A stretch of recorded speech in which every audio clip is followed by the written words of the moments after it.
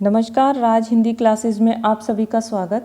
आज हम समास का गहन अध्ययन करेंगे, उसका विश्लेषण करेंगे, जिसके अंतर्गत हम समास के विभिन्न प्रकारों के बारे में समझेंगे।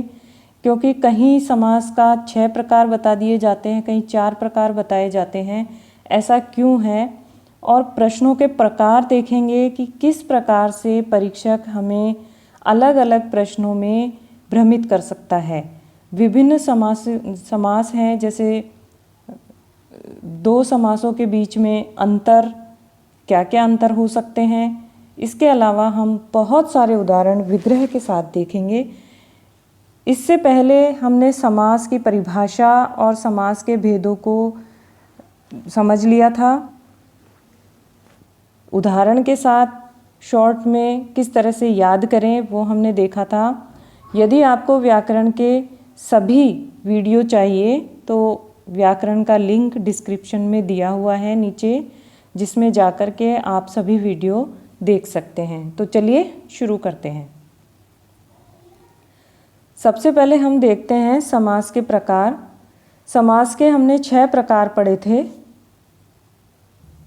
अव्ययी भाव समास, तत्पुरुष समास, कर्मधारय समास, द्विगु समास, द्वंद्व समास और बहुव्रीहि समास, जिन्हें हमने 5 मिनट में अच्छे से समझ लिया था।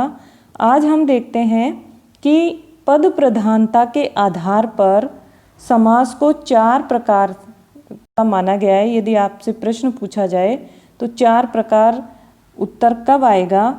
देखिए, पद प्रधानता में प्रथम पद अव्ययी भाव समास का प्रधान होता है और तत्पुरुष समास में द्वितीय पद प्रधान होता है। कर्मधारय समास में द्वितीय पद और द्विगु समास में द्वितीय पद। तो एक तो अव्ययी भाव समास हो गया और इन तीनों को मिलाकर पद प्रधानता के आधार पर दूसरा प्रकार हो गया। तत्पुरुष, कर्मधारय और द्विगु, ये तीनों में ही द्वितीय पद प्रधान होता है। द्वंद्व समास में प्रथम भी प्रधान है और द्वितीय भी, दोनों पद प्रधान होते हैं, तो ये तीसरा प्रकार हो गया समास का। बहुव्रीहि समास में दोनों ही पद प्रधान नहीं होते, उसमें तीसरा ही अर्थ निकलता है, इसलिए यह चौथा प्रकार हो गया। इस प्रकार यदि पूछा जाए पद प्रधानता के आधार पर तो ये 4 प्रकार होते हैं। देखिए प्रश्न किस प्रकार बनेगा। समास के कितने भेद किए गए हैं? तो हम उत्तर देंगे समास के 6 भेद किए गए हैं। पूछा जाए पद प्रधानता के आधार पर समास के कितने भेद किए गए हैं, इसीलिए हम भ्रमित होते हैं क्योंकि प्रश्न को ध्यान से नहीं पढ़ते। तो आप प्रश्न को ध्यान से पढ़ना और फिर उत्तर देना। तो पद प्रधानता के आधार पर 4 प्रकार होते हैं जो अभी हमने देखे। पहचान के आधार पर समास के कितने भेद किए गए हैं? तो 6 भेद किए गए हैं। इस प्रकार से प्रश्नों को ध्यान से देखें और उत्तर दें। अब हम कुछ समासों में अंतर देखते हैं, जैसे कर्मधारय और बहुव्रीहि समास में क्या अंतर है। कर्मधारय समास हमने पढ़ा था, दोनों पदों में या तो विशेषण विशेष्य का संबंध होता है या फिर उपमान उपमेय का संबंध होता है। लेकिन बहुव्रीहि समास के अंतर्गत दोनों ही पद प्रधान नहीं होते हैं, उसका अन्य अर्थ प्रधान होता है, तीसरा ही अर्थ निकलता है। जैसे हम इसको एक उदाहरण से समझते हैं। यदि हम ले कमल नयन, तो इसका अगर हम कर्मधारय समास के अनुसार विग्रह करते हैं तो कमल के समान नयन, यहाँ कमल तो उपमान है और नयन को कमल के समान बताया गया है, इसलिए नयन जो है वो उपमेय है। इसका यदि हम इस तरह से विग्रह करें, कमल के समान है नयन जिसके, यानी कि विष्णु, तो यह बहुव्रीहि समास में चला जाएगा, क्योंकि हमने तीसरा ही अर्थ निकाला विष्णु। विष्णु को कमल नयन कहा जाता है। तो इस प्रकार कर्मधारय और बहुव्रीहि समास के बहुत सारे उदाहरण ऐसे हैं जो कभी कर्मधारय इसका उत्तर आ जाता है, कभी बहुव्रीहि आ जाता है, तो इसे आप बहुत ही ध्यान से समझेंगे। आगे चलते हैं। बहुव्रीहि व द्विगु समास में क्या अंतर होता है? द्विगु समास में पहला पद संख्यावाचक होता है और ये पूरे के पूरे समूह का बोध कराता है, जबकि बहुव्रीहि समास में पहला पद संख्यावाचक हो सकता है पर समस्त पद से समूह का बोध नहीं कराता, यह अन्य अर्थ का बोध कराता है। यही दोनों में अंतर है। जैसे हम उदाहरण से समझते हैं इस चीज़ को। चौराहा, चौराहा का मतलब होता है चार राहों का समूह, जहाँ से चार राहें निकलती हैं उसे चौराहा कहते हैं। यह द्विगु समास का उदाहरण है क्योंकि इसमें संख्या आ गई। चतुर्भुज, चार है भुजाएं जिसके, चार है भुजाएं जिसके संख्यावाचक है, किंतु इसका तीसरा अर्थ निकल रहा है विष्णु। विष्णु को चतुर्भुज कहा जाता है। इसीलिए हम बहुव्रीहि व द्विगु दोनों में इस प्रकार अंतर समझ सकते हैं।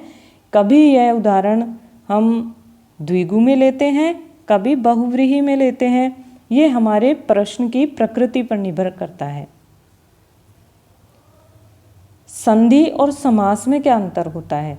संधि में दो वर्णों का मेल होता है, जबकि समास में जो शब्द हैं, दो या दो से अधिक शब्द की निकटता के कारण परिवर्तन आता है। उसमें संक्षिप्तीकरण की प्रक्रिया चलती है। किसी भी शब्द में कुछ शब्द लोप हो जाते हैं और वो संक्षिप्त हो जाता है, ये समास की प्रक्रिया है। जबकि संधि में दो वर्ण आपस में मिलकर के परिवर्तन करते हैं।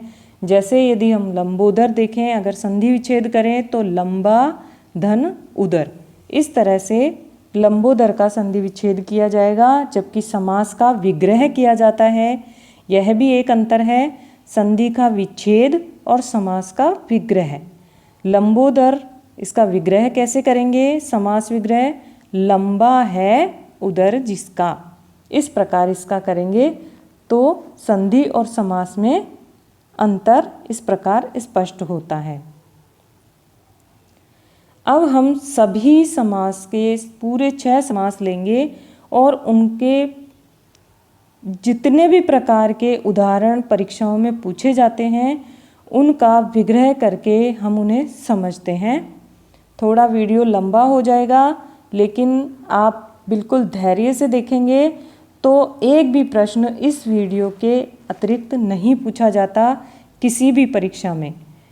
आप देख लेना, जब आप परीक्षा देने जाओ तो आपका कोई भी प्रश्न हमारे इस वीडियो से अलग नहीं होगा। पहला अव्ययी भाव समास, इसके उदाहरण हम देखें किस तरह से हम विग्रह करते हैं। इसमें पहला पद अव्यय होता है तो यथाशक्ति, इसका हमने विग्रह पहले भी बताया था, शक्ति के अनुसार।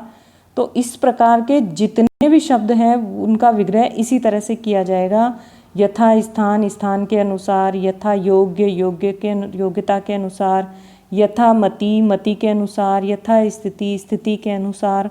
यथेष्ट, इच्छा के अनुसार। यथा क्रम, क्रम के अनुसार। यथा साध्य, साध्य के अनुसार। इस प्रकार इन सब का विग्रह किया जाएगा। अनजान, न जाना हुआ, इस बाकी के जो हैं वो इसी प्रकार से किए जाएंगे। अनदेखा, न देखा। अनसुना, न सुना हुआ। अनखाया, न खाया हुआ। अनहोनी, न होने वाली। अनबूझ, न बूझा हुआ। इस प्रकार से इन सभी उदाहरणों का आप विग्रह कर सकते हैं। प्रतिपल, प्रत्येक पल। इसी प्रकार बाकी के ये जो उदाहरण हैं उनका विग्रह होगा। प्रतिदिन, प्रत्येक दिन। हर दिन, प्रत्येक दिन। प्रत्येक पल, प्रत्येक क्षण, प्रत्येक दिन, प्रत्येक बार। इस प्रकार से आप इनका विग्रह करेंगे। रातों रात, रात ही रात में। इसी प्रकार हाथों हाथ, हाथ ही हाथ में। कानों कान, कान ही कान में। आँख ही आँख में, बात ही बात में। इस तरह से इसका करेंगे। बाकायदा, कायदे के अनुसार। इसमें बा उपसर्ग लगा हुआ है। इज्जत, इज्जत के सहित। प्रतिध्वनि, ध्वनि के बदले ध्वनि। प्रत्युत्तर, उत्तर के बदले उत्तर। प्रतिघात, घात के बदले घात। निठल्ला यानी विशेष ठल्ल वाला, जो काम नहीं करता ना उसको कहते हैं निठल्ला, विशेष ठल्ल वाला। निगोड़ा, गोड़ों से रहित, गोड़े यानी घुटने, घुटनों से रहित। इसके बाद हम देखते हैं तत्पुरुष समास। तत्पुरुष समास का मैंने बताया था विभक्ति चिन्हों का या कारक चिन्हों का लोप कर दिया जाता है। 8 कारक चिन्ह होते हैं जिसमें से 2 हमारे काम के नहीं। बीच के जो 6 कारक चिन्ह हैं उनके आधार पर तत्पुरुष समास का वर्गीकरण किया गया है, उसी के आधार पर उसका नामकरण किया गया है। जैसे कर्म तत्पुरुष, कर्म में को विभक्ति चिन्ह आता है। देखो ग्रामगत, ग्राम को गया हुआ। पद प्राप्त, पद को प्राप्त। सर्वप्रिय, सभी को प्रिय। यश प्राप्त, यश को प्राप्त। शरणागत, शरण को आया हुआ। सर्वप्रिय, सर्व को प्रिय। इसके बाद करण तत्पुरुष, करण में से का चिन्ह आता है। भावपूर्ण, भाव से पूर्ण। बाणाहत, बाण से आहत। हस्तलिखित, हस्त से लिखित। बाढ़ पीड़ित, बाढ़ से पीड़ित। संप्रदान तत्पुरुष में के लिए चिन्ह आता है। गुरु दक्षिणा, गुरु के लिए दक्षिणा। राह खर्च, राह के लिए खर्च। बालामृत, बालकों के लिए अमृत। युद्ध भूमि, युद्ध के लिए भूमि। आगे देखें अपादान तत्पुरुष। अपादान में से चिन्ह आता है, करण में भी से आता है, किंतु दोनों में अंतर क्या है कि अपादान में जब भी अर्थ निकलेगा तो पृथक होने के या अलग होने के अर्थ में निकलेगा। जैसे देश निकाला, देश से निकाला तो देश से निकल गया है तो पृथक हो गया है। बंधन मुक्त, बंधन से मुक्त। पथ भ्रष्ट, पथ से भ्रष्ट। ऋण मुक्त, ऋण से मुक्त। इस प्रकार अलग होने के, मुक्त होने के अर्थ में ये आता है अपादान। संबंध तत्पुरुष कारक में समास है, यहाँ कारक नहीं। संबंध तत्पुरुष समास में का, के, की इस तरह के चिन्ह आते हैं। जैसे गंगा जल, गंगा का जल। गंगा और जल में संबंध बताया जा रहा है। और देखो नगर सेठ, नगर का सेठ। राजमाता, राजा की माता।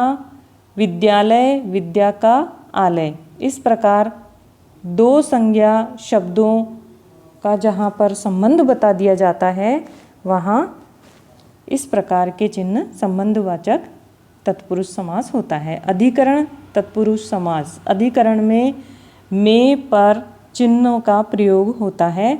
जैसे जलमग्न, जल में मग्न। आप बीती, आप पर बीती। सिर दर्द, सिर में दर्द। घुड़सवार, घोड़े पर सवार। इसके अलावा 2-3 भेद और किए गए हैं तत्पुरुष के, जो कभी कभी परीक्षा में पूछ लिए जाते हैं। जैसे एक भेद है न्य तत्पुरुष। इस समास में प्रथम पद नकारात्मकता को देने वाला होता है, नकारात्मक अर्थ देता है, इसीलिए इसका नाम है न्य तत्पुरुष। जैसे आप उदाहरण देखो, इसमें नकारात्मक अर्थ देने वाले उपसर्गों का प्रयोग होता है। जैसे ए, न, ना, इस तरह के उपसर्ग।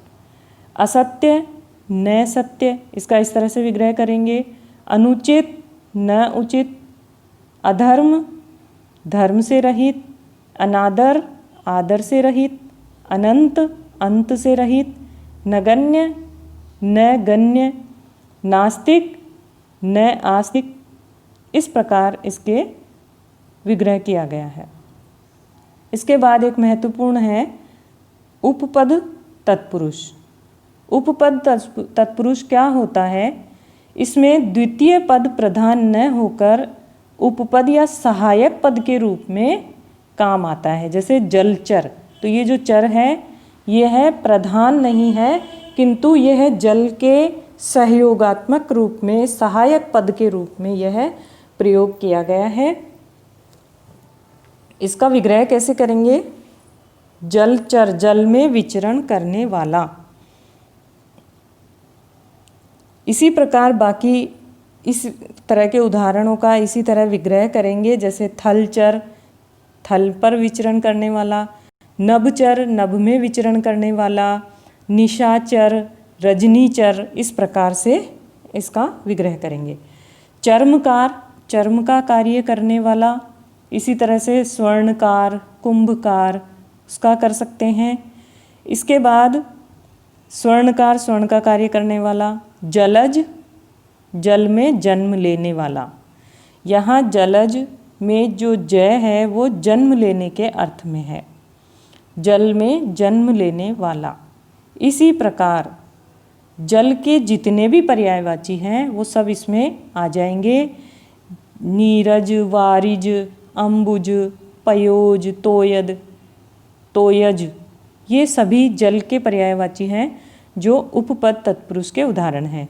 जलद, जल को देने वाला, द यानी देना, इसमें भी सारे आ जाएंगे पर्यायवाची। नीरद, वारिद, अम्बुद, पयोद, तोयद, ये सभी। जलधि, जल को धारण करने वाला, इसमें धी यानी धारण करना, इसमें भी वो सारे आ जाएंगे। नीरधि, वारिधि, अम्बुधि, पयोधि, तोयधि आदि। खग यानी आकाश में विचरण करने वाला है, आकाश में गमन करने वाला। कृतघ्न यानी जो किए गए को भूल जाता है उसको कृतघ्न कहते हैं, तो किए गए को भूल जाने वाला। और देखो मध्य पद लोपी तत्पुरुष, इसमें क्या होता है कि मध्य के सारे पद लोप हो जाते हैं, समस्त योजक शब्दों का लोप हो जाता है। बीच में बहुत सारे शब्द होते हैं जो संक्षिप्त हो जाते हैं। जैसे हम उदाहरण देखें, दही बड़ा, दही में डूबा हुआ बड़ा, दही आ गया, बड़ा आ गया और बीच के सारे शब्द लोप हो गए। ये मध्य पद लोपी तत्पुरुष है। जैसे रसगुल्ला, रस में डूबा हुआ गुल्ला। रसमलाई, रस में डूबी हुई मलाई। रेलगाड़ी, रेल पर चलने वाली गाड़ी, रेल यानी पटरी। ऐसे ही बैलगाड़ी, बैलों से चलने वाली गाड़ी। उड़न परी, उड़ने वाली परी। पनडुब्बी, पानी में डूबी हुई डुब्बी। खनिज पदार्थ, खनन द्वारा निकाले जाने वाला पदार्थ। तुलादान, तिलपट्टी, गुड़धानी, ये इसी तरह के उदाहरण हैं। अब देखो तीसरा समास हमारा आता है कर्मधारय समास। इसमें हमने पढ़ा था कि विशेषण विशेष्य या उपमान उपमेय का संबंध होता है। जैसे चंद्रमुखी यानी चंद्रमा के समान मुख वाली, तो मुख को चंद्रमा के समान बताया गया है, इसलिए चंद्रमा उपमान है और मुख उपमेय है। इसी तरह के और दूसरे उदाहरण भी इसमें आ जाएंगे, सूर्यमुखी, ज्वालामुखी, इस तरह से। गजगामिनी, गज के समान चलने वाली। मीनाक्षी यानी मीन के समान आँखों वाली। मृगनयनी, कमल नयन, इस तरह के उदाहरण इसमें आ जाएंगे। राजीव नयन, राजीव के समान है नयन जो। बाघांबर, बाघ के हैं वस्त्र जो। नील गाय, नीली है गाय जो। काली मिर्च, काली है मिर्च जो। महात्मा, महान है आत्मा जो। इसी प्रकार के उदाहरण नीला आकाश, नील कमल, क्योंकि विशेषताएं बताई जा रही है तो पहला शब्द विशेषण होगा, दूसरा विशेष्य होगा। कभी कभी विशेष्य शुरू में आ जाता है और विशेषण बाद में आ जाता है, तो उससे कुछ हमारे विग्रह में कोई फर्क नहीं पड़ता है। कुमति, बुरी है मति जो। पद पंकज, पद है पंकज के समान। दुर्योधन, बुरा है धन जो। यहाँ वो दुर्योधन नहीं करेंगे। यदि आप महाभारत वाले दुर्योधन की बात करेंगे तो वो बहुव्रीहि समास में चला जाएगा। यहाँ सिर्फ शब्द के अर्थ पे ध्यान दे रहे हैं, तो ये है कर्मधारय समास में आ रहा है। दुशासन जैसे बुरा है शासन जो, दुस्वप्न, दुष्कृत्य, दुष्शील, ये इसी तरह के उदाहरण हैं। पुरुषोत्तम, पुरुष है जो उत्तम। इसी तरह से बाकी के होंगे। कर्मोत्तम, कर्म है उत्तम जो, फलोत्तम, फल है जो उत्तम, नर है जो अधम, फल है जो अधम। इस तरह से इनका विग्रह करेंगे। कर्म श्रेष्ठ, कर्म है जो श्रेष्ठ। भव सागर, संसार रूपी सागर, इसमें रूपक अलंकार है तो उपमा और रूपक अलंकार के सारे उदाहरण कर्मधारय समास में आ जाते हैं। पुत्र रत्न, पुत्र रूपी रत्न। इस प्रकार बहुत सारे उदाहरण आपके कर्मधारय समास के हैं। नील लोहित, जर्द पीला, सुर्ख लाल, घनश्याम, चरणाविंद, पदारविंद, इस तरह के चरण सरोज, इस तरह के सारे शब्द कर्मधारय समास में आ जाते हैं। अब हम चौथा समास देखते हैं, द्विगु समास। द्विगु समास हमने पहले भी समझा था। इसमें समूह का या समाहार का बोध होता है। प्रथम पद जो है वो संख्यावाची होता है और पूरे के पूरे समूह का बोध कराता है। जैसे एकांकी, एक है अंक जो, दो आप, दो नदियों का समूह, त्रिफला, तीन फलों का समाहार। इस तरह से इसका विग्रह करते हैं। समूह और समाहार शब्दों को इसमें प्रयोग करते हैं। चौमासा, चार मासों का समूह, पंजाब, पांच नदियों का समूह, षड दर्शन, छह दर्शनों का समूह, छत्तीसगढ़, छत्तीस गढ़ों का समूह। यदि हम राज्य की बात करें तो वो बहुव्रीहि समास में चला जाएगा, लेकिन जहाँ हम अर्थ की बात कर रहे हैं छत्तीसगढ़, छत्तीसगढ़ों का समूह, तो यह द्विगु समास में आ जाएगा। शताब्दी, 100 वर्षों का समूह। इसके अलावा सहस्त्राब्दी, सहस्रबाहु, इस तरह के सारे उदाहरण इसके अंदर कर आ जाएंगे। नवरात्र, नवरत्न, नवरस, अष्टधातु, ये सभी द्विगु समास के उदाहरण हैं। अब देखते हैं हम द्वंद्व समास। द्वंद्व समास में हम ज़्यादातर ये देखते हैं कि बीच में जहाँ और आ गया और हमने कह दिया ये द्वंद्व समास है। लेकिन द्वंद्व में केवल और ही नहीं आता, इसमें अथवा विग्रह करते समय अथवा, व, या, एवं, तथा आदि इस तरह के शब्दों का लोप भी होता है और उनकी जगह पर योजक चिन्ह लग जाता है। कई जगह योजक चिन्ह नहीं भी होता है। जैसे इसमें हमने एक उदाहरण लिया है देवासुर। तो सभी तरह के उदाहरण हम करेंगे इसमें द्वंद्व समास में। भाई बहिन, भाई और बहिन, माता पिता, पति पत्नी, राजा रानी, पिता पुत्र, राजा रंक, राजा प्रजा, ऊंच नीच, ये इसी तरह के उदाहरण हैं। या वाले उदाहरण देखो, देवासुर, देव या असुर। हानि लाभ, हानि या लाभ। जैसे हम कहें नील लोहित, नील या लोहित। श्वेत श्याम, श्वेत या श्याम।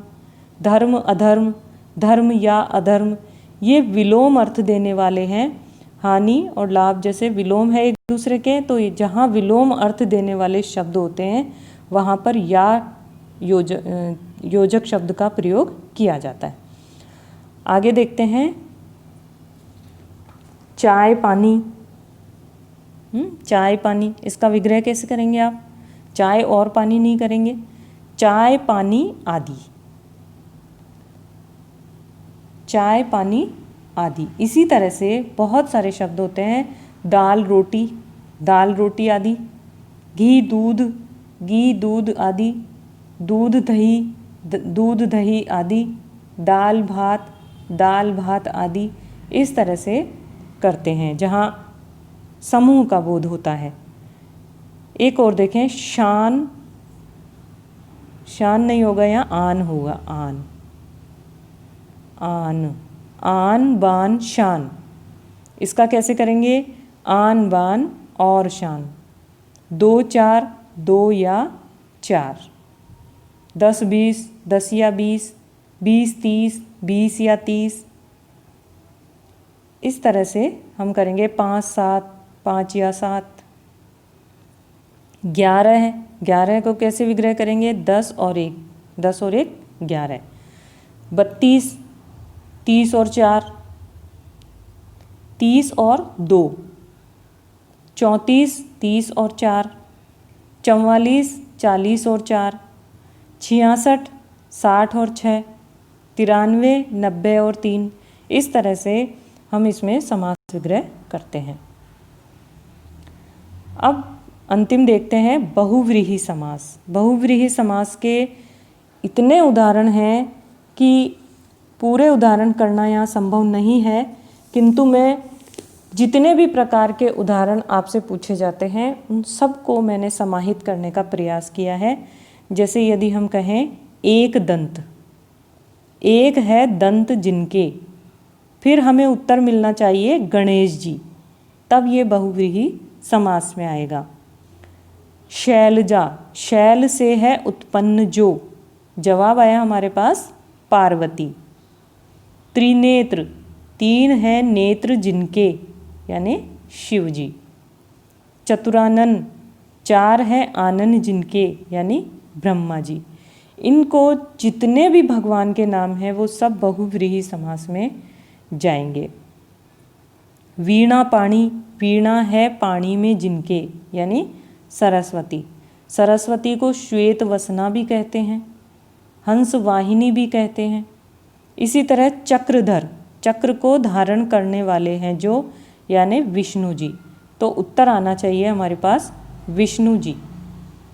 चक्र को धारण करने वाले हैं जो। धरणीधर, धरती को धारण करने वाले हैं जो, यानी कि शेषनाग, शेषनाग ने धरती को धारण कर रखा है। इसी प्रकार से जितने भी भगवान के पर्यायवाची हैं, पुरुष पुरातन, चक्रधर, चक्रपाणी, सुदर्शन प्रिय, कमलापति, रमापति, लक्ष्मीपति, सुरपति, शचीपति, सब के सब उदाहरण बहुव्रीहि समास के होते हैं। सुरपति देवताओं के पति जो, यानी इंद्र। इंद्र के और भी बहुत सारे नाम हैं जो प्रचलित हैं। दैत्यारी, शचीपति, वज्रपाणी, असुरारी, ये सब इंद्र के पर्यायवाची हैं जो बहुव्रीहि समास में आएंगे। सुधाधर, सुधा को धारण करने वाला, यानी चंद्रमा। चंद्रमा के और भी हैं, जैसे कलानाथ, सुधाधर, सुधाकर, निशाकर, रजनीकर, रजनी को करने वाला। शशांक, शश है अंक में जिसके। इस प्रकार चंद्रमा के सारे उदाहरण इसमें आएंगे। दिनकर, दिन को करने वाला है जो, यानी सूर्य।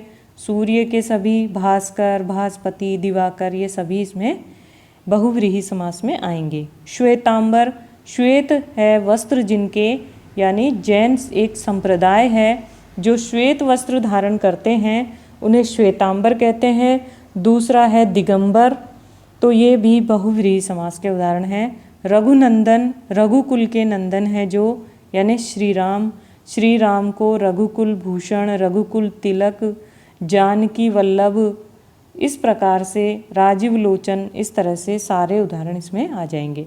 इंद्रजीत, इंद्र को जीतने वाला है जो, यानी मेघनाद। और देखो चिड़ीमार, चिड़ियों को मारने वाला है जो। यदि चिड़ीमार ही आए तो बहुव्रीहि में नहीं आएगा, लेकिन जैसे ही शिकारी अर्थ निकलता है, ये चिड़ीमार जो है वो बहुव्रीहि समास में शामिल हो जाएगा। नील गाय, नील है गाय जो, अभी हमने कर्मधारय समास में इसको पढ़ा था, क्योंकि इसमें गाय की विशेषता बता रही है कि गाय कैसी है, नीली है। यदि हम एक हिरण की जाति का नाम लें, उत्तर हमारा किसी हिरण की जाति आए या किसी गाय की जाति आए, तो हम उसे बहुव्रीहि समास में ले लेंगे। उपपद तत्पुरुष के समास के सभी पर्यायवाची शब्द बहुव्रीहि समास के भी उदाहरण हैं, ये ध्यान रखना। उपपद तत्पुरुष समास के जितने भी पर्यायवाची शब्द हैं वे बहुव्रीहि समास के उदाहरण भी हैं। प्रश्न कैसे बनेगा? आप सोचेंगे कि एक ही शब्द है वो कभी कर्मधारय में चला जाता है, कभी बहुव्रीहि में चला जाता है, कभी तत्पुरुष में चला जाता है, कैसे हम उत्तर कौन सा लिखें? तो देखो, हम एक उदाहरण के माध्यम से समझने का प्रयास करते हैं। प्रश्न एक ही है, 3 बार हमारे उत्तर बदल गए हैं। दुर्मुख शब्द में समास है। दुर्मुख शब्द में कौन सा समास है? हम इसके विकल्पों को देख करके इसका उत्तर देंगे। दुर्मुख देखिए, कर्मधारय भी है, ये तत्पुरुष भी है,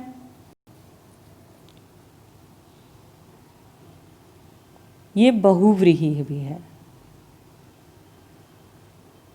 लेकिन यहाँ क्योंकि बहुव्रीहि को हम प्रधानता देंगे, इसलिए प्रथम में आपको दुर्मुख शब्द में समास है, प्रथम प्रश्न के उत्तर में आपको बहुव्रीहि करना होगा।